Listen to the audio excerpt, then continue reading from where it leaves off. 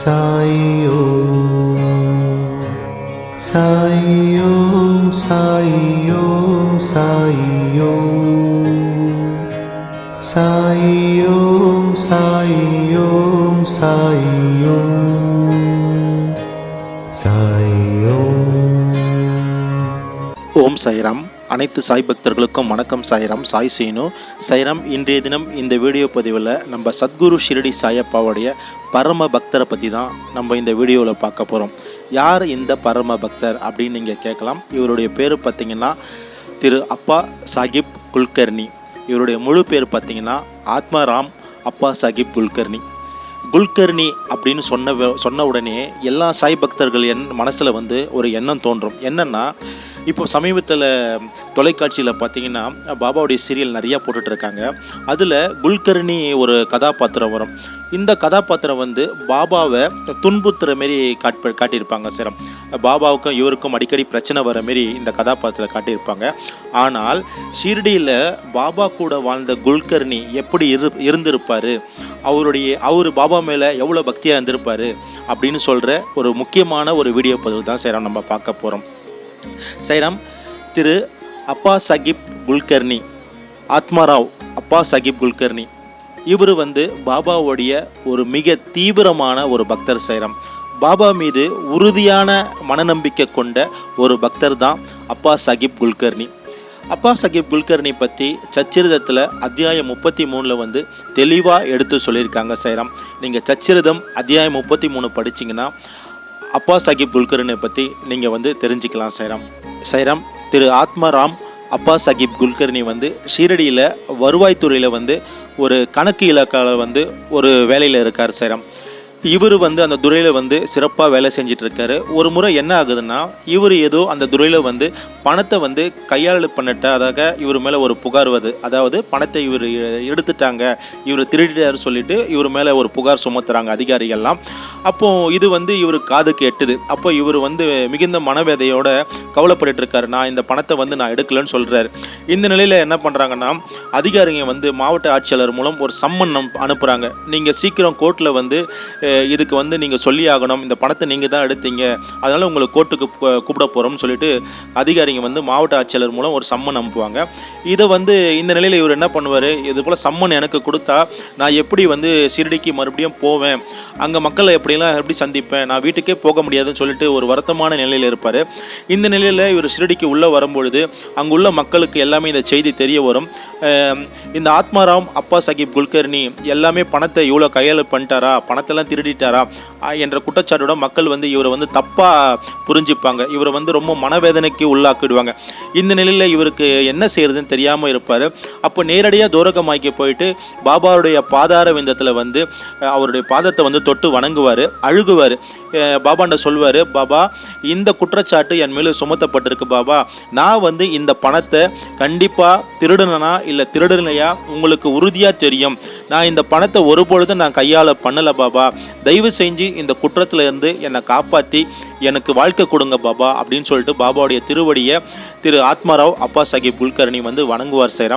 சாய்ராம், இந்த நிலையில் திரு அப்பா சாஹிப் குல்கர்னி வந்து பாபாண்ட அழுது கேட்பார், பாபா எனக்கு தாயும் தந்தை எல்லாமே நீதான் பாபா, என் மீது வந்து குற்றம் சுமத்திருக்காங்க, இந்த பணத்தை நான் திருடவே இல்லை பாபா, நான் வந்து குற்றமற்றவன் சொல்லிட்டு உனக்கு நல்லாவே தெரியும், இந்த குற்றத்திலிருந்து என்னை காப்பாற்றி அருளுங்க பாபா அப்படின்னு சொல்லுவார். மீண்டும் வந்து குல்கர்னி சொல்லுவார், கேஸு வந்து சீக்கிரமாக வந்து அவுரங்காபாத்தில் வந்து போட்டிருக்காங்க, அதனால் கேஸுக்கு இன்னும் 2-3 நாளில் நான் போய் அட்டன் பண்ணணும், அதனால் என்னை காப்பாற்றி அருளுங்கள் பாபா அப்படின்னு சொன்ன பிறகு பாபா என்ன பண்ணுவார்னா, நீ எழுந்திருப்பா, நான் சொல்கிற மாரி செய்ய அப்படின்னு சொல்லிட்டு பாபா சொல்வார். ஏன்னா பாபாவுக்கு உறுதியாக தெரியும் குல்கர்னி வந்து அந்த பணத்தை வந்து திருடலன்னு சொல்லிட்டு. அப்போ பாபா என்ன பண்ணுவார், நீ நேரடியாக நிவாஸுக்கு போ அப்படின்னு சொல்லுவார். பாபா ஏன் நிவாஸுக்கு போ சொல்கிறார் சொல்லிட்டு அவர் யோசனை பண்ணிட்டு இருப்பார். அப்போ பாபா சொல்லுவார், நீ நிவாஸுக்கு போயிட்டு ஆத்மநாதீஸ்வரவை முதல்ல வணங்கு, அங்கே வணங்கிட்ட உடனே உனக்கு மனம் தெளிவடையும், நீ வெளியில் வந்த உடனே உண்மையில இந்த புகார் கொடுத்த அதிகாரிகள் அங்கே நிற்பாங்க, அவங்க அவங்களாண்ட நீ போ, மறுபடியும் உன்னுடைய வாதத்தை நீ சொல்லு, அவங்க கண்டிப்பாக ஒத்துப்பாங்க, நீ வந்து குற்றமற்றவன்னு சொல்லிட்டு அவங்க ஒத்துப்பாங்க, நீ கவலைப்படாமல் நிவாஸுக்கு போயிட்டு அத்மநாதீஸ்வரர் முதல்ல வணங்கு. இவரும் பாபா சொன்ன சொல்லுக்கு இணங்க நேராக நிவாஸுக்கு போயிட்டு அத்மநாதீஸ்வரர் வந்து முதல்ல வணங்குவார். அங்கே வணங்கிட்டு வெளியில் வந்த உடனே அதிகாரிகள்லாம் நிற்பாங்க. இவர் கொஞ்சம் பயந்துட்டு போவார், எப்படியோ கோர்ட்டு கூட்டு போவாங்க, நம்ம மேலே கேஸை போட்டுருவாங்கன்னு. ஆனால் பாபாவுடைய வாக்குறுதியை வந்து மீண்டும் நினைவுக்கு கொண்டு வர, ஏன்னா பாபாவுடைய வாக்குறுதி வந்து பிரம்மதேவனுடைய வாக்குறுதி. அப்போ அதிகாரி போய் நிற்பார். நின்ன உடனே இவருடைய வாதத்தை இவர் சொல்வார், குல்கர்னியோட வாதத்தை சொல்வார். அதிகாரிகள் சொல்லுவாங்க, நாங்கள் வந்து முழுமையாக விசாரணை நடத்திட்டோம், நீங்கள் வந்து இந்த பணத்தை கையாளல் பண்ணலை, இது வந்து நாங்கள் தேவையில்லாமல் உங்கள் மேலே வந்து இந்த குற்றத்தை சுமத்திட்டோம், அதனால் எங்களை மன்னிச்சிடுங்க, நீங்கள் கோர்ட்டுக்கெல்லாம் போக தேவையில்லை, நாங்கள் வாபஸ் பண்ணிடுறோம்னு சொல்லிட்டு இந்த கேஸில் இருந்து இவரை முழுமையாக விடுதலை பண்ணி அமைச்சிருவாங்க செய்கிறோம். இந்த நிலையில் இவர் நேரடியாக ஷிரடிக்கு வந்து பாபாவுடைய பாதத்தில் வந்து விழுவார். பாபா, எனக்கு ஒரு தாயாகவும் தந்தையாகவும் இருந்து நான் வந்து குற்றமற்றவன்னு உங்களுக்கு நல்லாவே தெரியும், இந்த கேஸில் இருந்து என்னை விடுதலாக்கி விட்டீங்க, உங்களுக்கு கோடான கோடி நன்றிகள் பாபா அப்படின்னு பாபாண்ட சொல்லுவார்.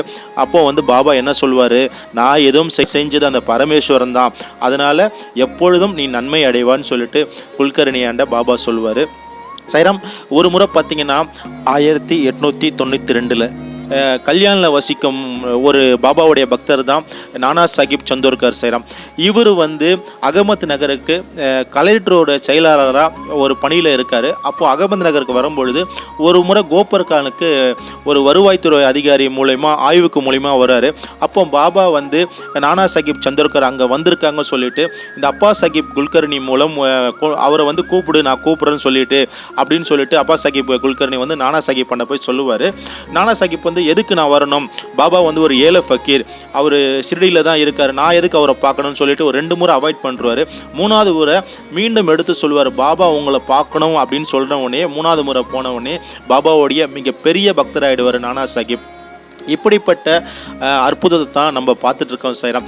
நம்ம வந்து டிவியில் வந்து சீரியலில் பார்ப்போம், குல்கர்னி என்றவர் பாபாவுக்கு எதிராக வந்து திருப்பி விட்டுருப்பாங்க, பாபாவை வந்து பிடிக்காத ஒரு நபராக வந்து அவர் திருப்பி விட்டுருவாங்க. அது முற்றிலும் பொய் சைராம். குல்கர்னி என்பவர் வந்து பாபாவுடைய ஒரு பரம பக்தர். பாபாவுக்கும் அவருக்கும் இருக்க ருணாலம் வந்து ரொம்ப ரொம்ப அதிகம். சச்சரிதத்தில் அத்தியாயம் 33 நீங்கள் பார்க்கலாம். குல்கர்னி வீட்டுக்கு வந்து ஒரு முறை ஒரு ஃபக்கீர் வந்திருப்பார் சைராம். அப்போ வந்து குல்கர்னி வீட்டில் இருந்திருக்க மாட்டார். அப்போ வந்து பார்த்திங்கன்னா அவங்களோட மனைவி பிள்ளைகள்லாம் இருந்திருப்பாங்க. அப்போ அவங்க மனைவி கேட்பாங்க, நீங்கள் யார், அச்சல் பாபா போலே இருக்காங்களே, அப்போ பாபாவுடைய பணிவுடைய ஒரு வேலைக்காரன் அவர் அமுச்சு விட்டார் சொல்லுவாங்க. அப்போ உதியம் கையில் கொடுப்பாங்க, இதை பத்திரமா வச்சு உங்கள் பூஜையில் வச்சு வணங்குங்க அப்படின்னு சொல்லிட்டு அந்த ஃபக்கீர் கொடுத்துட்டு அந்த இடத்த விட்டு போவாங்க. அப்போ வந்து இவர் வந்து ஒரு வேலை விஷயமாக போயிருப்பார். அவர் வந்து வீட்டுக்கு அன்றைக்கி வருவாரா தெரியாமல் இருக்கும். இந்த நேரத்தில் அவருடைய குதிரை வந்து கொஞ்சம் உடல்நிலை பாதிக்கப்பட்டு அவர் வந்து ரிட்டர்ன் வந்து வீட்டுக்கு வந்து திரும்பிடுவார். அப்போ திரும்பும்பொழுது அங்கே நடந்ததெல்லாம் அவங்க மனைவி சொல்லுவாங்க. அப்போ இவர் சொல்லுவார், குல்கர்னி சொல்லுவார், நான் மட்டும் அந்த நேரத்தில் அங்கே இருந்திருந்தேன்னா கண்டிப்பாக 10 ரூபா கொடுத்துருப்பேன், 10 ரூபா குறையாமல் நான் கொடுத்துருக்க மாட்டேன், இப்போ எங்கே போய் தேடுறது சொல்லிட்டு அவர் வெளியே வருவார். அந்த ஃபக்கீரை எங்கெங்கேயும் தேடுவார். அப்போ ஒரு ஸ்டேஜில் பார்த்தீங்கன்னா பாபாவுடைய ஒரு திருவாசகம் அவருக்கு ஞாபகம் வரும். ஏன்னா உணவு இல்லாமல் வயிற்றில் வந்து உணவு இல்லாமல் இறைவனை வழிபடக்கூடாது பாபா சொல்லுவார், விரதம் இருக்கக்கூடாதுன்னு. அன்றைக்கி வந்து அவர் மத்தியானம் சாப்பிடாமல் இருப்பார். அப்போ ஒரு இடத்துக்கு போய் சாப்பிட்டுட்டு அவருடைய நண்பரோட போய் தேடுவார். அப்போ அந்த ஃபக்கீர் வந்து எதிர்க்க வருவார். அப்போ அந்த ஃபக்கீர் பிரச்சனை கேட்டுக்கிட்டே இருப்பார். கடைசியாக 10 ரூபா கொடுத்த பிறகு அந்த இவர் கொடுத்த அந்த 9 ரூபா நாணயங்களை வந்து திருப்பி எடுத்து கொடுத்துருவார். இது போல் அற்புதத்தை கொண்டது தான் இந்த வீடியோ பதிவு செய்கிறோம். இந்த வீடியோ பதிவில் வர குல்கர்னி வந்து பாபாவுடைய மிக தீவிரமான பக்தர் தான் திரு ஆத்மாராம் அப்பா சாஹிப் குல்கர்னி சைராம். சைராம், குல்கர்னிக்கும் பாபாவுக்கும் உள்ள ருணான பந்தத்தை பற்றி இந்த வீடியோவில் நம்ம முழுமையாக எடுத்து சொல்லியிருப்போம். பாபா கூட வாழ்ந்த குல்கர்னி வந்து ரொம்ப ஒரு அற்புதமான ஒரு பாபா பக்தர் சைராம். இப்போ சீரியலில் பார்க்குற குல்கர்னியை வந்து இந்த குல்கர்னியோட ஒப்பிட வேண்டாம். ஏன்னா பாபா கூட வாழ்ந்த குல்கர்னி வந்து ரொம்ப ரொம்ப ஒரு டீப்பான ஒரு பாபா பக்தர் சைராம். நம்ம அனைவருமே சீரியலை பார்த்து ஒரு குழப்பங்கள் இருந்திருக்கும் குல்கர்னி மேலே. இப்போ இந்த வீடியோ பார்க்குறவங்களுக்கு கண்டிப்பாக தெளிவு கிடைச்சிருக்கும் சைராம். அதே போல் பார்த்தீங்கன்னா திரு குல்கர்னி ஜென்ரேஷனை சார்ந்தவங்க தான் ஷிரடியில் வந்து சாய்பாபா சமாதி மந்திரில் வந்து பண்டிட்டாக இருக்காங்க சாராம். சுமார் 45 ஆண்டு காலமாக பாபாவுடைய சமாதி மந்திரில் இவங்களுடைய ஜென்ரேஷன் சார்ந்தவங்க தான் பண்டிட்டாக வேலை செஞ்சிட்ருக்காங்க. நம் எல்லோருக்கும் இறைவன் ஒருவரே எஜமானர் ஷிரடி சாய்பாபா. ஸ்ரீ சாயை பணிக. அனைவருக்கும் சாந்தி நிலவட்டும். சச்சிதானந்த சத்குரு சாய்நாத் மகராஜி கி ஜெய். சச்சிதானந்த சத்குரு சாய்நாத் மகராஜி கி ஜெய். அல்லா மாலிக்.